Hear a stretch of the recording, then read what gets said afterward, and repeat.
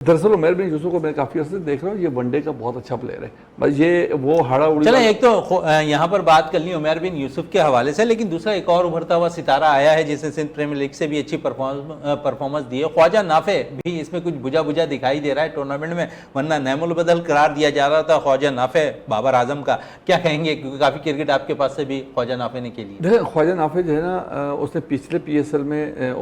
PSL में कुछ innings खेली हैं, मगर इसमें मैं देख रहा हूँ उसको प्रॉपर जिस जगह पे उसको चांस देना चाहिए उस जगह पे वो चांस नहीं मिल रहा। मिडिल ऑर्डर में उसको तीसरे चौथे नंबर का जो है ना, उसको जो है ना अगर प्रॉपर चांस दे दिया जाए तो मैं समझता हूँ कि जो है ना वो भी प्लेयर ऐसा है कि शॉट है, उसके पास भी शॉट्स बहुत ज़्यादा है, शॉर्ट सिलेक्शन बहुत ज़्यादा। बांग्लादेश प्रीमियर लीग में अच्छी बैटिंग की है उसमें पाकिस्तान जो PSL है उसमें भी उसने बहुत अच्छी रन्स की हैं, अच्छी इनिंग्स खेली हैं और वो प्रॉपर बैट्समैन है और बेहतरीन।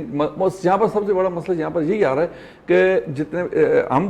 अभी जैसे जावेद भाई ने बात की कि हम उन्हीं प्लेयर्स को वही लड़के खेल रहे हैं जो कि पुराने खेल रहे हैं, हम जो है नए किसी लड़के पर ट्रस्ट नहीं करना चाह रहे। तो अगर आपने PSL खेलनी है, PSL करवानी है,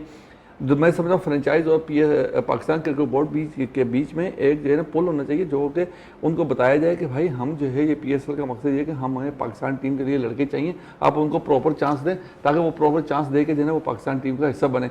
यहाँ पर जो है दोनों के दरमियान जो है गैप है, मुझे लग रहा है ऐसा, जिसकी वजह से जो है वो जिन लड़कों को पाकिस्तान टीम के अंदर आना चाहिए उन लड़कों को वो चांस नहीं मिल रहा।